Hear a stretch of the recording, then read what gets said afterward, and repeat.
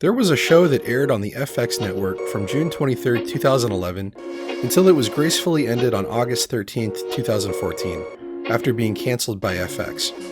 Wilfred was a dark comedy TV show that lasted only 4 seasons and starred Elijah Wood, who you might recognize from a few small-time films, as the main protagonist Ryan, and his counterpart, a pot-smoking dog named Wilfred, who he sees as a grown Australian man, played by Aussie actor Jason Gann.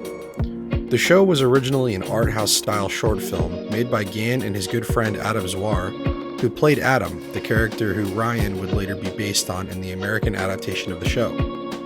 The short film was later adapted into a series for SBS One, an Australian national public television network, where it ran for 2 seasons, totaling only 16 episodes. The show was adapted for American audiences by American production company Prospect Park, and produced by David Zuckerman and Jason Gann. While the original Australian version of the show shares the same general premise as the American version, the 2 shows are far from the same. While the original version was more of a dark comedy revolving around humorous plot points and crude humor, the American version focuses more on the human condition, using Ryan as the main plot device to investigate these concepts. This recurring theme is evidenced by the titles of each episode spanning all 4 seasons that can be read at the very beginning of every episode. In short, the American version is a psychological dark comedy, while the original version is just a dark comedy. The show quickly introduces our protagonist Ryan as an unemployed ex-lawyer and full-time loner who lives alone in a massive house in Venice, California. Ryan is a socially awkward introvert who struggles with relationships and has a massive crush on his neighbor Jenna, who by this point doesn't even know he exists. I'm awkward. Ryan seems to hate any interaction with anyone, including his own family and past friends. It's later established that he's got some serious daddy issues, as well as mommy issues and sibling issues.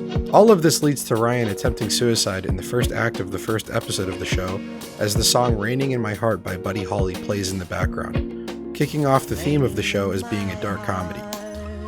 Although failing in his attempt, the experience apparently causes Ryan a psychological break, or so the theory goes, as this immediately leads into the introduction of the title character, Wilfred, appearing for the first time. What's gonna become of me?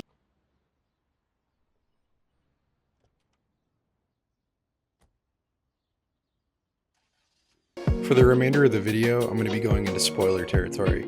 So if you'd like to, you can pause the video now, go watch the show, and then come back.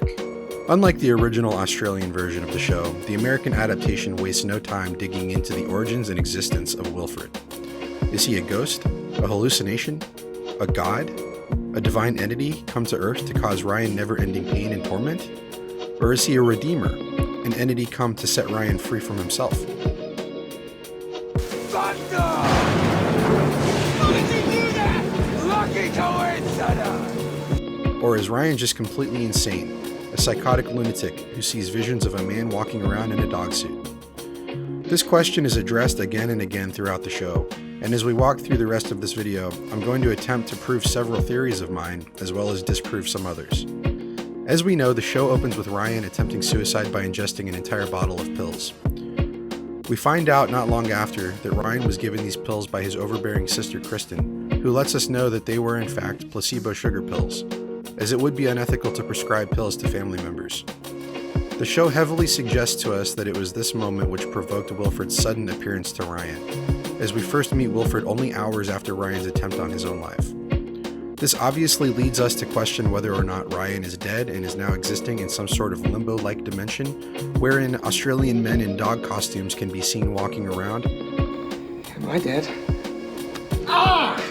Seems not. Or possibly that Ryan survived the overdose and is now permanently comatose and living out the rest of his life in some kind of prolonged hallucinogenic state. All of these theories would have been valid if not for the fact that the pills turned out to be placebos. So the idea that Ryan is either dead or in a coma can be shelved for the time being. At this point in the video, I really can't continue without bringing up one of the most crucial and mysterious elements of the show, Ryan's basement. The basement is interesting. So interesting, in fact, that I can only explain why by going into great detail. Understanding the basement is integral to understanding Ryan's mind, as well as the show overall. basement is first seen in the second episode of the show and appears almost immediately after Ryan begins his relationship with Wilfred. For nearly all of the first season, the basement goes almost unquestioned, as its existence is rarely ever brought up or talked about other than a few very brief moments. Basement. It's just sort of accepted that Ryan has a basement in Southern California. Not many people have basements in California. I do. The first time we see Ryan's basement is at the beginning of the second episode, as Ryan is confronted with his first dilemma of the series while also in Wilfred's presence. This is the first moment in the show where Wilfred has the opportunity to dig into Ryan's mind and advise him on a personal dilemma, something that we will see happen over and over again throughout the series. From the second episode on, the basement becomes the regular hangout of both Ryan and Wilfred, the hub from which they concoct nearly all of their plans and have most of their meaningful discussions. It's also interesting to note that the basement is where Ryan keeps nearly all of his mementos and can oftentimes be seen digging through it to find something from his past. Keep the basement in the back of your mind, because I'm going to be circling back to it later in the video. As soon as Wilfred is introduced into Ryan's life, nearly every aspect of Ryan's existence is flipped upside down. Everything that has been eating away at him, which led to his suicide attempt, is aired and confronted as Ryan is forced to run the gauntlet of Wilfred's mind. In essence, Wilfred coerces Ryan into numerous situations that he would have otherwise avoided, in order to confront a personal issue in Ryan's life. Issues that he has previously always been too afraid to confront himself. It's extremely difficult at times to tell if Wilfred is truly acting in Ryan's best interest, or if he's got some sinister ulterior motive. Oftentimes, it seems that both may be true, which leads both Ryan as well as the viewer to question if Wilfred is good or evil. The first such instance occurs when Wilfred convinces Ryan to confront his obnoxious neighbor by first breaking into his house, stealing his pot plants, and defecating in his boots. In addition to this, Wilfred intentionally plants evidence of Ryan's involvement directly at the scene of the crime, which leads to a confrontation later on where Ryan is forced to confront his neighbor and stand up for himself. It's hard to say at this point if Wilfred's actions were actually in Ryan's best interest, or if Wilfred only created the situation so that he could have an excuse to steal the pot plants. The following incident adds further confusion, as Wilfred convinces Ryan to sabotage Jenna's relationship with her boyfriend Drew. Although initially it seems that Wilfred is attempting to lead Ryan towards happiness, it is later revealed that Wilfred just really hates Drew, and it's possible that he concocted the entire situation for his own gain. We got exactly what we wanted. No, you got what you wanted. You always do this. You manipulate me and you don't listen, and you push and push and push until I finally give in and do something I know is wrong. Wilfred convinces Ryan to begin a relationship with an older woman to get out of paying for a car accident, but it turns out Wilfred just wanted an excuse to start a relationship with a stuffed giraffe. He also somehow convinces Ryan to do unspeakable things to said stuffed giraffe for some reason. But again, the audience is thrown for a loop when, after doing all of these horrible things to Ryan under the guise of a helping hand, Wilfred goes out of his way to reveal to him that the death of his childhood dog wasn't his fault, bringing Ryan closure and inner peace after nearly 30 years in what's probably the most touching moment in the entire show.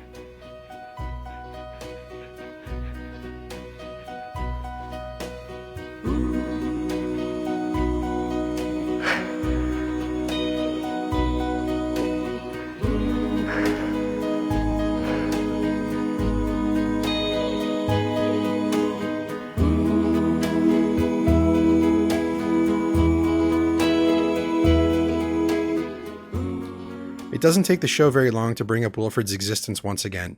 In episode 11 of the first season, aptly named Doubt, Ryan encounters a man named Bruce, who claims to also be able to see Wilfred the same way Ryan can.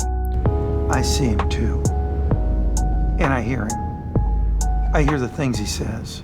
To any viewer who had up till this point subscribed to the idea that Wilfred was completely in Ryan's head, this moment totally chucks that out the window, adding further confusion to the existence of Wilfred. Especially since only a few episodes prior to this, it was revealed that Ryan's mother also sees her pet cat as a human being. Confused yet? The show is constantly pulling the viewer towards two possibilities. Either Wilfred is a supernatural deity, or Ryan is completely insane. We'll come back to this again later. Initially, Bruce tells Ryan that Wilfred is not to be trusted, that he's a monster whose only reason to exist is to ruin Ryan's life. Wilfred ruined my life. And you know what? You're next. Which by this point really wouldn't be too unlikely to the viewer. But by the end of the episode, Ryan learns that Wilfred and Bruce are actually friends, and that they were essentially pranking Ryan, or as they put it, continuing a very long game. However, one thing is clear, Ryan is not the only one that can see Wilfred, right? In the following episode, Jenna accidentally eats one of Ryan's pot candies right before her first day as a news anchor, which results in her getting fired. Ryan, who in his days as a lawyer would dig up dirt to win cases, takes up Jenna's case against the news agency, but refuses to stoop to his old ways, leading to Wilfred doing so in his stead. Sort of interesting how when Ryan is incapable of doing something difficult or unethical, Wilfred always steps in and does it for him. Ryan discovered that his sister is having an affair, so he uses this knowledge to blackmail her into giving him her urine to use in Jenna's drug test, which if clean would win them their case. Unbeknownst to Ryan, his sister is pregnant, which leads to Jenna thinking that she's pregnant, which leads to her and Drew getting back together in plot development. Wilfred sacrifices himself for Jenna by jumping in front of the car of the urinalysis lady, allowing Ryan to switch the urine samples and save Jenna's career. This causes Wilfred to go into a coma and then have amnesia and forget who Ryan is. Ryan, remembering that Wilfred had been writing a will that would tell him what to do if anything ever happened, rushes back to his basement only for it to be revealed that it's just a closet. Season 2 begins with Ryan finding himself committed to a mental hospital in order to overcome what he perceives to be serious mental illness after coming to the realization that the basement of his house had never really existed. The same basement for which he had spent the previous 3 months smoking pot in with his neighbor's dog. After suffering unexplainable hallucinations while committed at the hospital, Wilfred appears again to Ryan, and after some arguing about Wilfred's existence and role in Ryan's life being negative or positive, Wilfred determines to break Ryan out of the hospital with the help of his stuffed bear. It's at this point that both Ryan and the viewer realize that the entire stay at the hospital had been the real hallucination, and the alleged hallucinations Ryan was experiencing were actually his real life. Ryan awakens from his stupor to find that he now works for a pharmaceutical company as their legal counsel.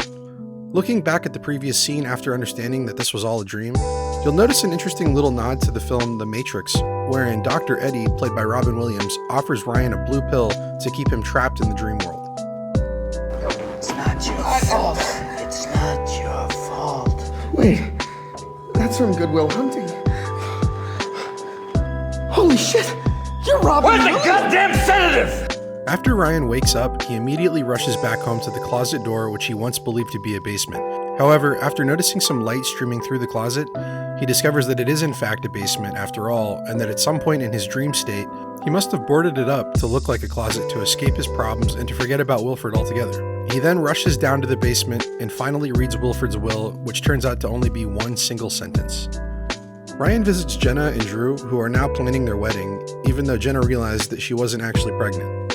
Ryan speaks to Wilfred for the first time since the accident at the end of season 1. Wilfred pretends not to remember Ryan and now seems obsessed with Drew after spending the summer with him recovering from the accident. Ryan discovers that Jenna and Drew's relationship is even more rocky than he thought, despite their plans to get married. He determines to win back Wilfred's affections by getting him steroids to help him win a competition. Although these efforts fail, Ryan succeeds in rekindling his relationship with Wilfred. Later in the season, Ryan begins a relationship with his coworker Amanda, which initially seems to benefit Ryan and boost his confidence. For a time, he seems to be over his troubles with Jenna now that he's in a healthy relationship. In episode 7 of season 2, Ryan runs into his old friend James from back when he worked at his father's firm. Initially, Ryan resents James because he thinks that he betrayed him, but after realizing he was wrong, they mend their relationship. The most significant part of this episode are the 2 dance numbers featured, which I have to say are some of my favorite moments of the entire series.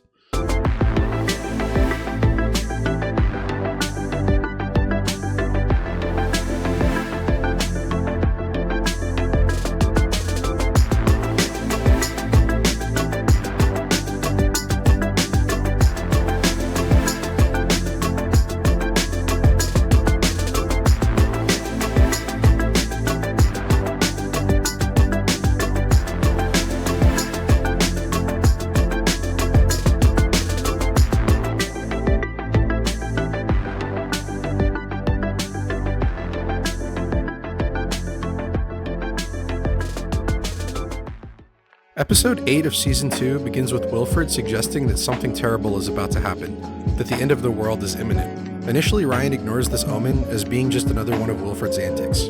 After being confronted with the possibility of Amanda moving into his house, Ryan is trapped under a shelf in his basement after an earthquake strikes his house. Fortunately, Bruce, of all people, comes to his rescue via his basement's cellar door and refuses to leave until Ryan and Wilfred beat him at a special game, which would reveal the contents of a locked briefcase. After spending all night participating in a number of absolutely deranged games and competitions with Bruce and Wilfred, Ryan finally wins and is granted access to the briefcase, which reveals that Ryan had spent over 12 hours playing games with a strange man and his neighbor's dog in a basement. It's at this moment that Ryan realizes that he isn't in the proper mental state to allow Amanda into his life, and he breaks off their relationship the following morning. Not long after, Ryan's pharmaceutical company goes under after an inside trader sells their formula. This leads to his boss committing suicide and Ryan going back to a life of unemployment. While holding Kristen's baby, Ryan begins to have a panic attack after the baby starts to cry. After going to a local dispensary, the bud tender offers Ryan a dose of ayahuasca, which Wilfred later uses to drug Ryan. Unprepared for the experience, Ryan has his trip hijacked by Wilfred, who sways Ryan away from seeking the truth about his existence, and instead leads Ryan towards the truth of why he suffers panic attacks at the sound of his nephew crying. Ryan discovers that it wasn't the sound of the baby's cry, but the sound of his sister's voice telling him not to cry. Wilfred shows Ryan that he never stopped crying. After the trip ends, Ryan realizes how unhappy he is and decides to get back together with Amanda. After Ryan agrees to host Jenna and Drew's wedding at his house, James confronts him and accuses him of being the inside trader that caused his company to go under, as the money was found in an offshore account under Ryan's name. After hearing this bewildering news, Ryan is told by Amanda that she was the inside trader after all, and that she too can see and hear Wilfred. By this point, we've been told that at least 2 other people can see and hear Wilfred. However, it doesn't take long at all to find that Amanda can't actually hear or see Wilfred, and is actually suffering from insanity. Ryan calls the police and has Amanda arrested for the crime, thus permanently ending their short relationship and leaving Ryan hopeless once again. The season ends with Ryan discovering a drawing that he did as a child that clearly depicts Wilfred hiding in the background, confirming that Wilfred was always with Ryan and rekindling the investigation into his existence. Ryan investigates Wilfred's existence and comes to the conclusion that he's mentally ill. He tracks down Wilfred's previous owner and meets one of Wilfred's siblings, but this doesn't really prove anything other than the fact that there's an actual dog named Wilfred. It doesn't give Ryan any further information as to why he can actually see and hear Wilfred as a human man. Later in season 3, Ryan discovers that his savings have dried up, and he therefore resorts to renting out one of the rooms in his house to a strange woman named Anne, who is played by Kristen Schaal. After Ryan begins seeing a therapist, he has several deep dives into his earliest memories, and after several failed attempts, we finally learn the truth about Wilfred. It turns out that Wilfred is an alien. Just kidding. Ryan experiences some sort of false memory that shows Wilfred as being from another planet, and it's quickly dismissed and forgotten.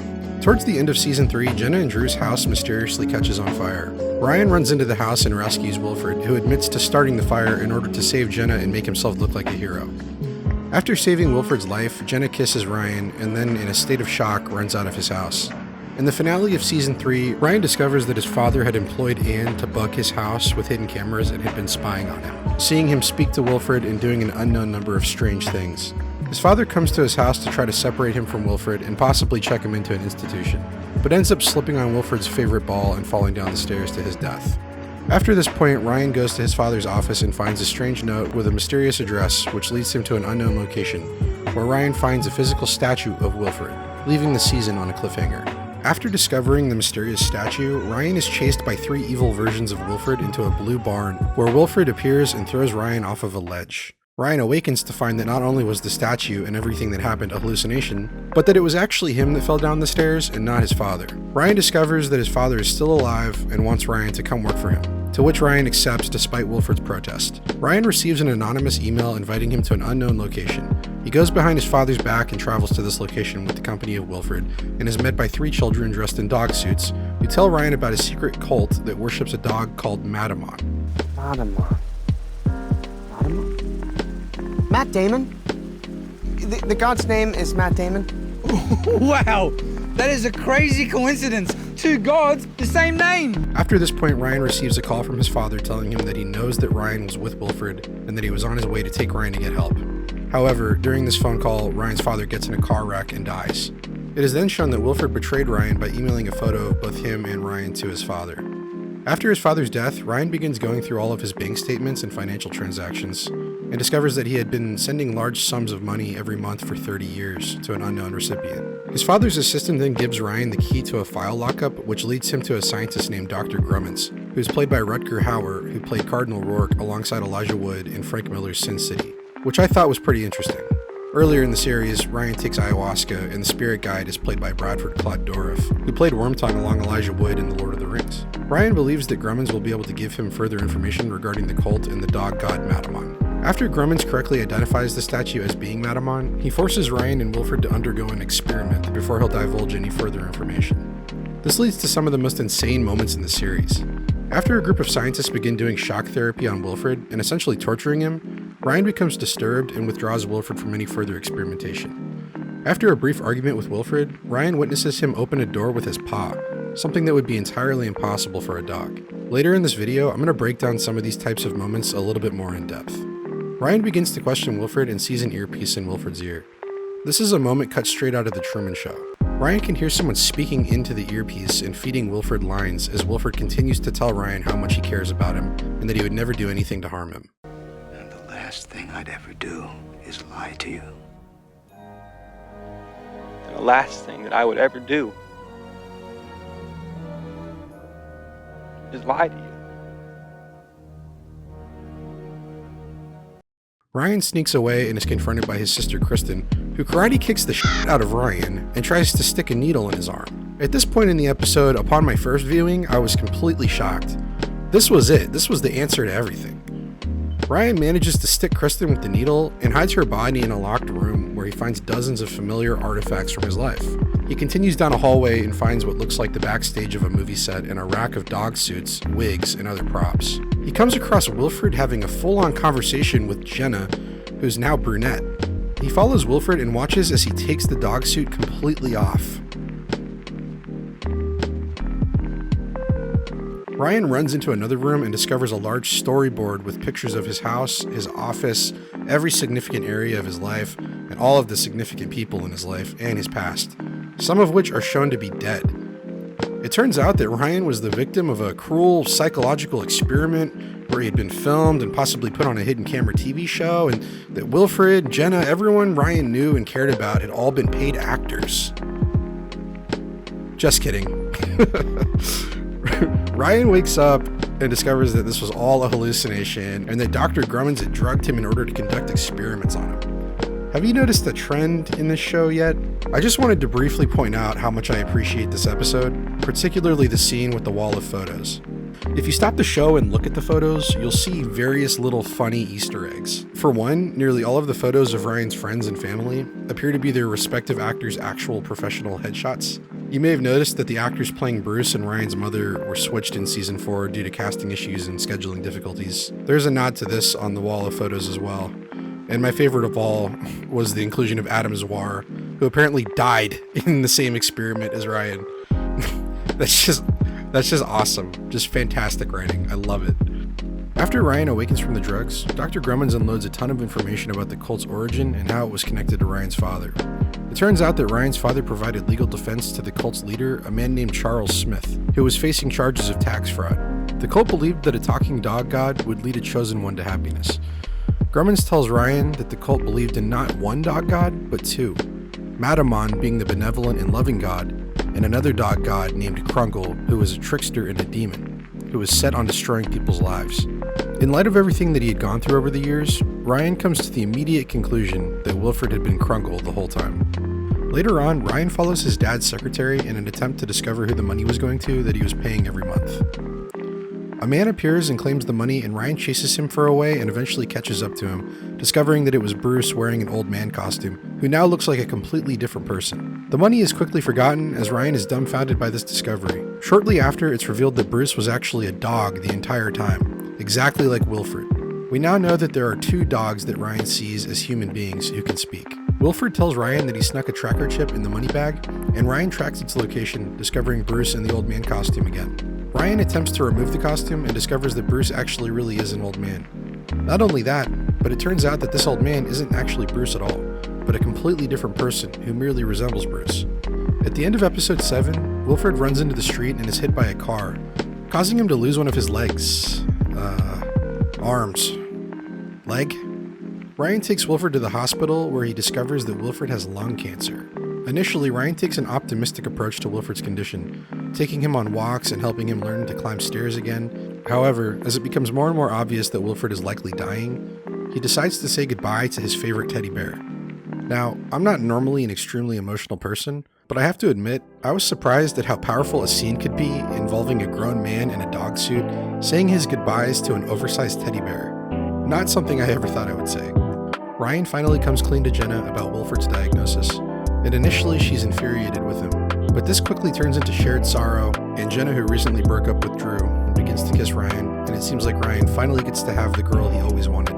It seems as though Wilfred really did lead him to happiness. However, in the following episode, Drew appears out of nowhere and slowly starts pulling Jenna away from Ryan. This causes Wilfred to fly into a rage as he believes that he's failed at his one mission, to bring Ryan happiness. Wilfred collapses and is rushed to the vet, where he passes away in an absolutely heartbreaking scene. It's at this time that Ryan says his final goodbyes to Wilfred. After saying goodbye, Ryan, as well as the audience, finally get to see Wilfred, the real Wilfred, for the first time. After returning home, Ryan goes to see Jenna, who is very clearly back with Drew, leading to Ryan calling her out for being a coward and returning back to her comfortable and safe life instead of taking a risk and finding true happiness. The events of the past several years and everything that Ryan has gone through culminate in an incredibly powerful scene where Ryan begins to run away from all of the pain, all of the mental anguish of everything he had gone through, of everything that he had learned, of all of the beautiful and ridiculous memories that he had created with Wilfred, who at this point was clearly the best thing that could have ever happened to Ryan.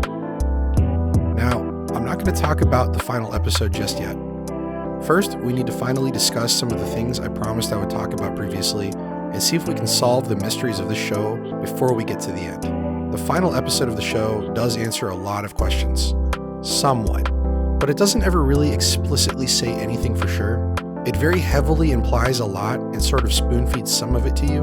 But first, I really want to show how I came to some of these conclusions on my own, starting with Wilfred and how he came to exist. Okay, so which is it? Is Ryan crazy? Is Wilfred all in his head? Is Wilfred a god or a demon? Is Bruce the other god or demon?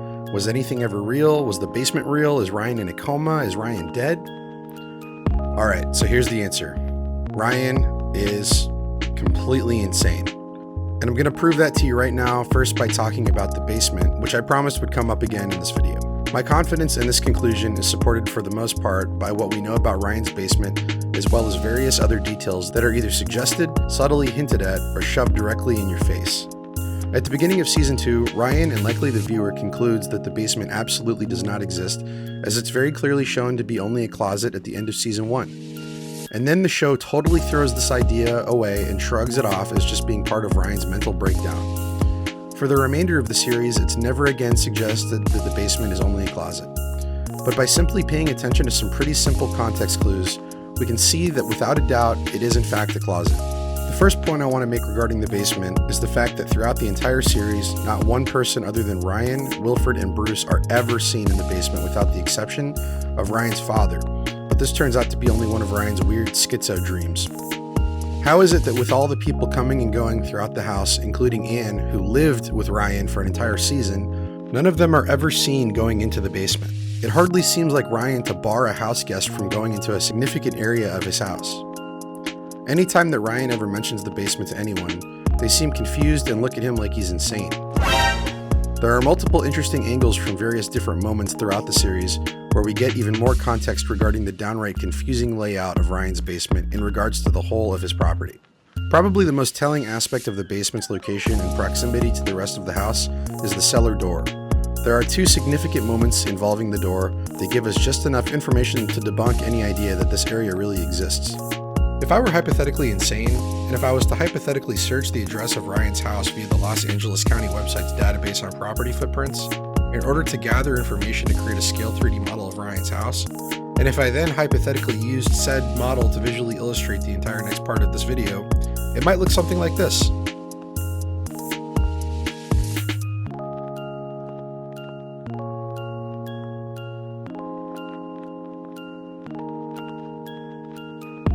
In this scene, Ryan and Wilfred are seated at the basement bar having a conversation. Like many other scenes from the basement, we can see the cellar door located directly behind the couch and across from the basement stairs, leading out of the back of the basement. We know that the entrance to the basement is in Ryan's office, located at the front of the house, directly parallel to the living room. This would immediately lead us to believe that the cellar door located at the back of the basement and across from the stairs would lead out into the backyard. There's just a few issues with this. For one, we never see the exterior side of the cellar door in Ryan's backyard. We only see it once in the entire series.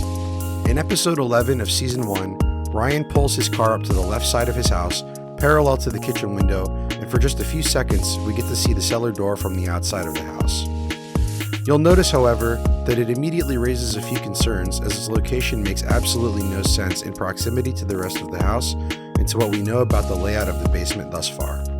If we've already established that the cellar door must be located in the backyard given the location of the office, why is it that it's shown here, directly under the kitchen window on the left side of the house, nowhere even close to where my model has it shown? I'd like to point out that the actual Penmar Ave house doesn't have this cellar door at all, nor does it have any of the basement windows. In fact, it doesn't even have a basement at all, which isn't very surprising considering the house is located in Los Angeles. What you're seeing here is a prop cellar door butted up against the siding of the house and fake basement windows.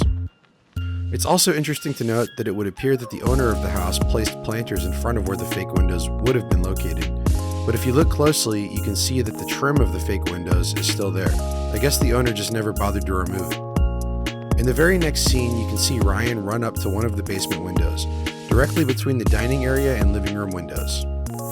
As he crouches down and peers through the window, we see the original layout of the basement with the cellar door located in the backyard and the stairs leading out into the office located at the front of the house, totally contradicting the location of the cellar door shown just one scene prior.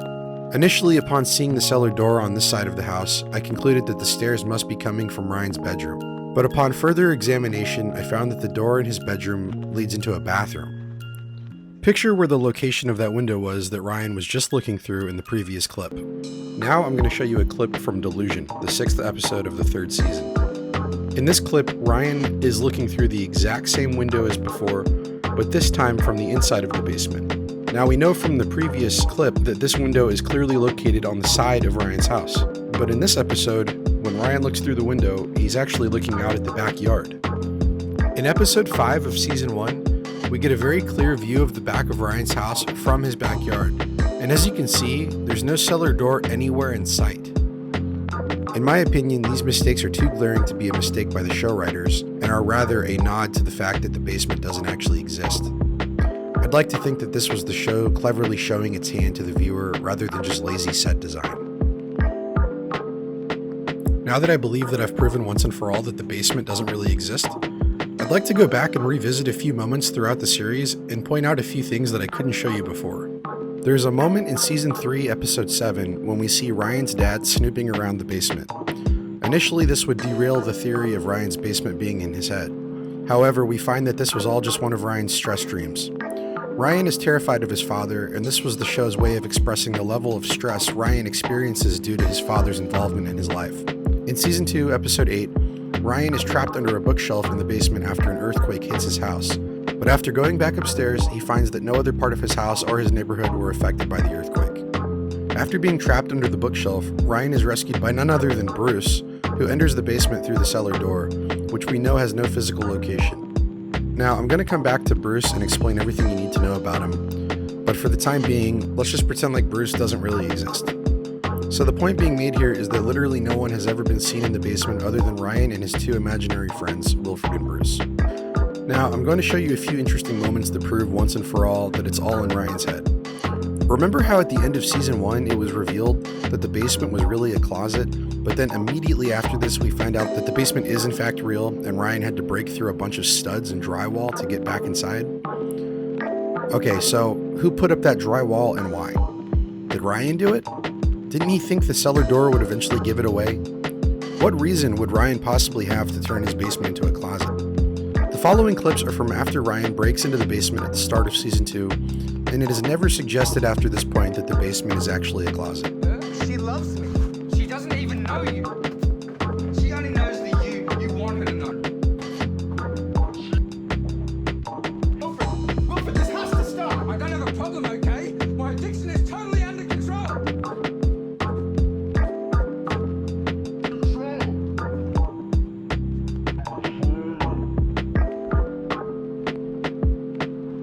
So why have I spent so much time talking about the basement? Well, I needed to prove that it's not really there because the basement is Ryan's mind. It's not just Ryan's happy place or a hallucination. I mean that it is literally a manifestation of his mind. This is why Ryan enters the basement anytime he needs to find something from his past. This is why Ryan goes into the basement with Wilfred anytime they need to solve a problem. And this is why both Wilfred and Bruce appear in the basement with Ryan for the first time when he's trying to decide if he wants to take his relationship with Amanda to the next level and allow her further into his life. I needed to show you what the basement really is so that I could better explain to you what Wilfred really is. Now that I've thoroughly investigated the existence of Ryan's basement and proven that it doesn't exist, we can now move on to the main question that needs answering. What is Wilfred? Let's look over a few moments from the show wherein this very question is pondered by both Ryan and Wilfred. I know what you tried to do last night. How do you? Because I am you. We are one mind. Just messing with you. It's like you've got some kind of god complex. Well, that's in our little secret, Ryan. I haven't got a god complex. I am God! Thunder! So maybe you are like her. That's the fear I'm smelling, isn't it? I'm not crazy. Said the man to the dog. You'd be surprised what we're capable of once we put our mind to it. Our mind. No, I don't know what you are. I don't know if you're a devil, an alien, or something crazier than that. But someone's got to stop you. I need some answers, Wilfred. I can't keep ignoring the fact that none of this makes any sense. Can we take the emotion out of this, please? Can we just be two adults having a conversation? What are you? Who are you? Why are you? Ryan, remember the night before we met? The pills you took? Yes. They worked. So none of this is really happening. Everything on the island is real. The rest is an illusion. What island? Forget that last bit. Wilfred! Shh! Smoke monster! At certain points in my life, I experienced emotional trauma. And the way I dealt with that trauma was by having these sort of psychological breaks from reality. The most logical explanation has been right in front of my eyes this whole time. Mental illness. I think I'm only in your head. Well, Jenna's dog is real, but yes. I think the part of you that no one else can see is in my head. This isn't actually happening. Wait, when did you... See, I know for a fact that I exist because I am, well, me. The only logical explanation is that I am a magical being. Well, given everything we just went over, the fact that Wilfred is the only one ever seen in the basement with Ryan, the basement which we now know for a fact does not exist, leaves only one conclusion. Wilfred also does not exist. Now, you might still be thinking, well, what about Bruce? Okay, brace yourself for this one. Bruce also does not exist. I know, right? Shocking. Wilfred is an alter ego or dual personality created by Ryan as a last desperate attempt by his subconscious to become something great and to remove all fear from his life, as a survival tactic. Wilfred is Ryan's subconscious forcing Ryan out of his comfort zone for his own good, which oftentimes makes Wilfred appear evil or as though he wishes ill will towards Ryan. So it turns out that Wilfred is in a way Riddiman after all, although he often acts like Krungle. I would say that Wilfred is like Jiminy Cricket, who forces Ryan to do what's right even when it's uncomfortable, but that would be a little too generous. No, Wilfred is like Tyler Durden from the movie Fight Club. He's an absolute sociopathic lunatic whose sole reason for existing is to armbar Ryan into doing what he knows will benefit him as a person, no matter how insane, painful, or humiliating the means are to this end. Okay, so who is this guy Bruce, anyway? Well, he's Krungle, the evil dog god. Sort of. He's symbolically Krungle, but he's physically just a manifestation of the part of Ryan's mind that doubts. Hence the name of the episode when we meet Bruce for the first time. Not only is Bruce the foil to Wilfred, but he's the part of Ryan's psyche that doesn't believe any of the things that Wilfred is saying. He's the part of Ryan's mind that is latching onto that comfort zone, that fear that inhibits any real growth or positive change in Ryan's life. Bruce is the feeling that keeps you from asking out the girl of your dreams because of the fear of rejection. And he physically appears to Ryan in the same way as Wilfred because he's the devil on Ryan's shoulder, as Wilfred is the angel. Or as we learned earlier, Riddiman. See, it's not so much that these dog gods don't exist at all, but rather that they do exist as the two halves of Ryan's mind. the part of his mind that is willing to do what needs to be done to improve Ryan's life, no matter the consequences, and the part that is less inclined to take risks and would rather stay stuck in a safe and comfortable rut. This is why at one point it's hypothesized that if Wilfred is really a dog, that Bruce must be a snake. And as for the house that Ryan probably broke into that allegedly belonged to Bruce, yeah, I have no idea. You could say that Bruce is the sane part of Ryan's mind screaming out that all of this is super crazy.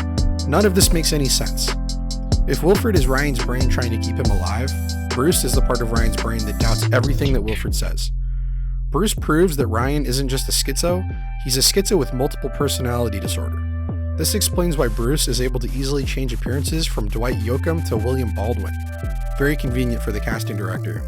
When I said earlier that Ryan is completely insane, I wasn't kidding.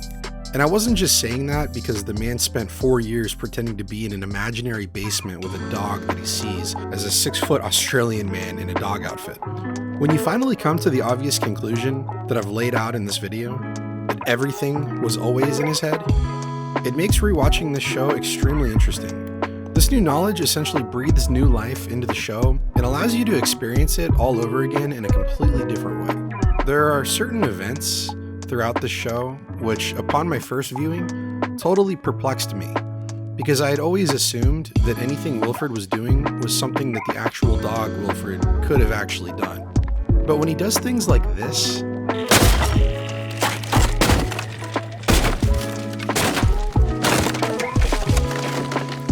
it's sort of jarringly impossible to explain. After you finish the show and rewatch it with new eyes, the only logical conclusion is that it was Ryan doing everything. Once you realize this, it sort of changes the whole plot of each episode. Allow me to briefly list just some of the things that Ryan probably actually did throughout the series. And keep in mind as I'm speaking that Wilfred was never actually there during these events. It was all Ryan, acting totally alone. Tried to commit suicide. Broke into his neighbor's house to steal his pot and defecate in his boots. Admitted it all to his neighbor after planting his own wallet at the scene of the crime and then beat him over the head with a large bone. Accused a man of molesting dogs at squirt gun point. Broke into his neighbor's cars, tried to frame a little kid for the crime, then murdered a homeless man, blamed it on him, and then urinated on his grave. Caused a car accident to commit insurance fraud. Begins a relationship with a woman to get out of paying for a car accident, and then does unspeakable things to her son's stuffed giraffe in front of the son. Blackmails his sister to help Jenna win her court case, which he also used dirty, unethical techniques to do, and used fake urine to help Jenna pass the drug test. Tried to inject Wilfred, a dog, with steroids to win a contest but didn't follow through. Killed his neighbor's dog Jelly Beans and blamed it on an old man. Committed arson by setting his neighbors Jenna and Drew's house on fire. Dressed Wilfred up as a service dog in the episode where he meets Bruce at the shoe store. Oh yeah, and he probably killed a bunch of elderly people in a hospice to make it look like Wilfred predicted their deaths. Ryan is a straight up criminal and probably killed people. But you know what? For the sake of the video, we'll just overlook that. One of the things that's never really addressed in the show is the nature of Ryan's interactions with Wilfred in the company of other humans. Hey, how you feeling? I'll kill you. I'll murder you in your sleep. For the most part, I always assumed that this was all internal dialogue existing only in Ryan's mind. Sort of like when Frankie Muniz talks to the camera in Malcolm in the Middle.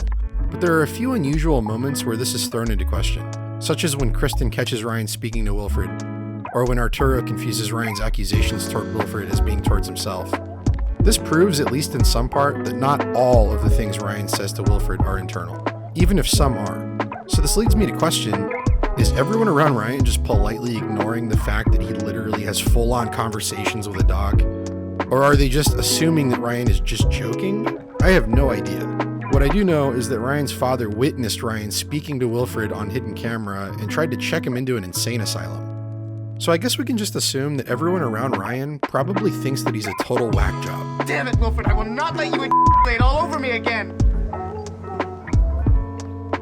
Hi, sir. As you can probably glean by this point in the video, there are several references and parallels to popular media in Wilfred.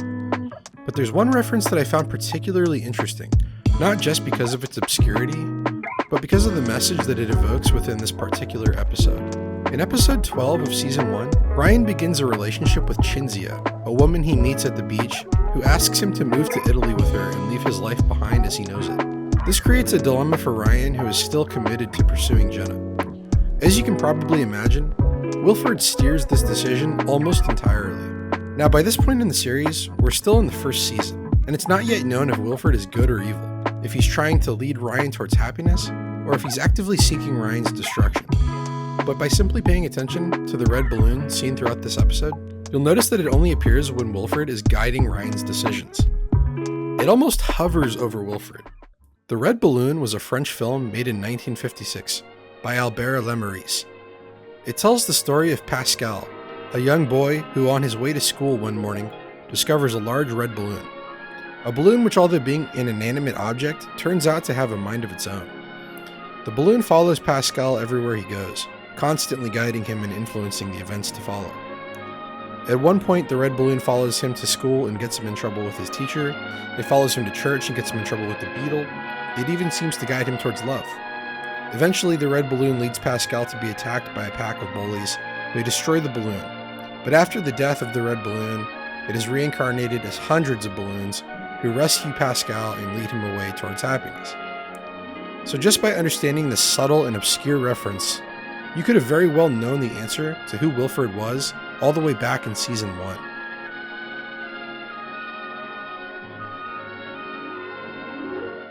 You know, I can think of but one other example of a story in which the main character is a bit of a loner and a social outcast, a mediocre person who suffers from delusions and schizophrenia, who has an imaginary friend who only they can see, who just so happens to be a man dressed in a furry animal suit, an imaginary friend who follows them wherever they go and bestows upon them the gift of foresight, as well as seemingly supernatural abilities, and who exists to lead them towards the light, towards their ultimate destiny.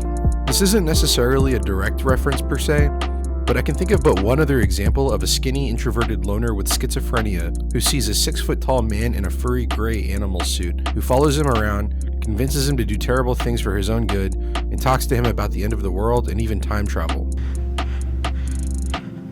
Who is he going to kill, Donnie? I can see right now! Call it a stretch, but Elijah Wood's first acting role was in Back to the Future, one of the primary inspirations for the film Donnie Darko. 88 miles an hour, 1988, you get it. And remember how significant the cellar door was that I talked about before? What cellar door? This famous linguist once said that of all the phrases in the English language, of all the endless combinations of words in all of history, that cellar door is the most beautiful. Cellar door. Cellar door. What? In Donnie Darko, Frank the Bunny Rabbit convinces Donnie that he is literally a superhero. I believe that Wilfred does the exact same thing for Ryan that Frank the Bunny Rabbit does for Donnie. He convinces him that he's a god, he makes him feel invincible, and he leads him to become exactly the person he needs to be. Alright, I've kept you waiting long enough. Let's finally have a look at the final episode of Wilfred. The beginning of the episode is nearly identical to the very first episode of the series. Once again, we find Ryan suicidal and ready to give up. It seems as though the events of the last 4 years, coupled with the death of Wilfred and the realization that he'll never be with Jenna, was too much for Ryan. The beginning of this episode was really well done and paralleled the first episode perfectly, wherein initially in season 1, Ryan was comically optimistic about killing himself. Here we're presented with a much darker and more disturbing tone. It almost feels like we're seeing the evil side of Ryan. Just as Ryan is about to go through with his plan, he's interrupted by his mother, who shows up and unloads a truth bomb on Ryan. She tells him that his father was not really his father. Ryan learns that his real father was Charles Smith, the leader of the Flock of the Grey Shepherd, the cult that we learned about previously.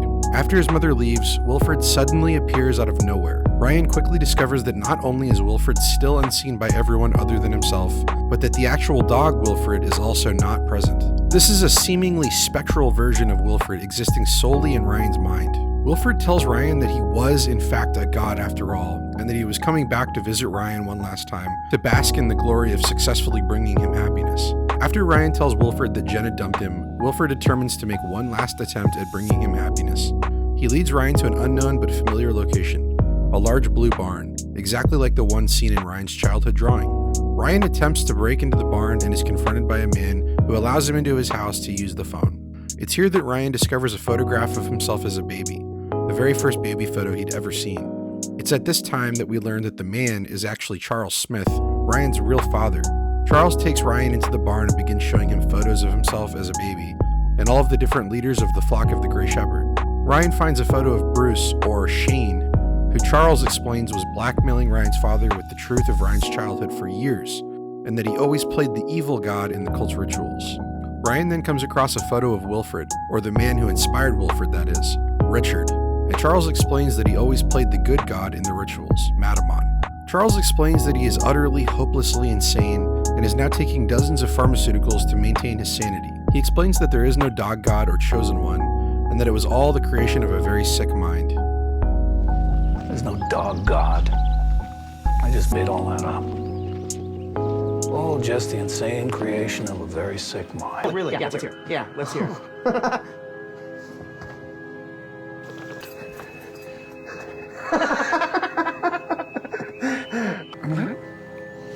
Is this your shot collar?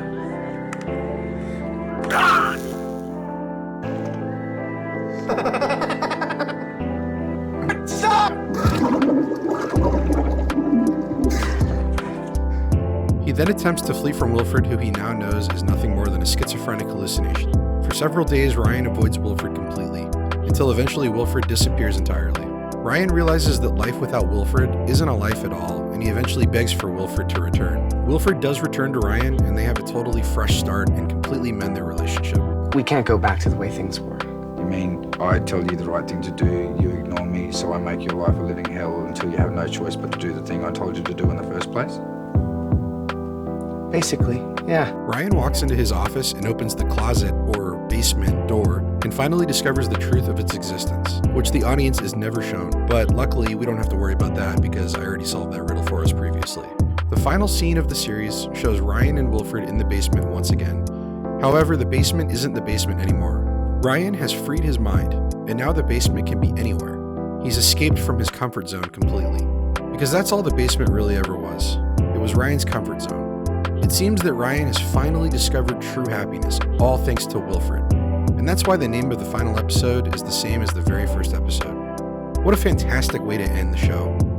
At its surface, Wilfred is a satirical, absurdist, dark comedy TV show about a crazy man who's obsessed with his neighbor and her dog, who he sees as a 6-foot-tall Australian man dressed as a Labradoodle. But at its core, Wilfred proves to be a highly psychological and investigative study of what makes us human, and as humans scared of facing reality, why we're afraid to deal with the problems that have haunted us since we were children, and how to confront and deal with those issues in order to finally put them to rest. Whether those demons are with friends, phobias, or family, the show centers around the perfect example of someone who's terrified to deal with these types of phobias. Ryan is an introverted loner who thinks he's a failure at everything he's ever attempted. He's had an absolutely corrosive relationship with every member of his family, and he's helplessly in love with a girl he knows he can never have.